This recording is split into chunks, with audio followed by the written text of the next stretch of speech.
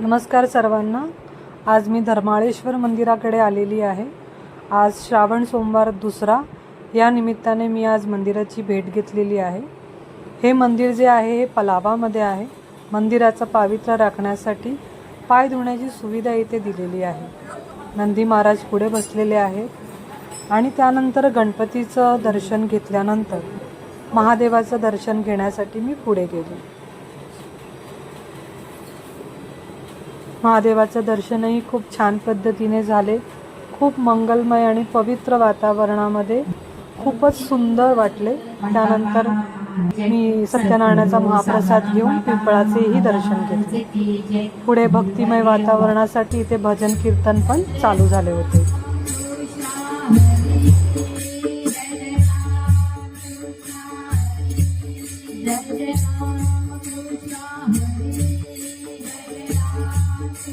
Video आवडल्यास like आणि share नक्की करा। थँक्यू।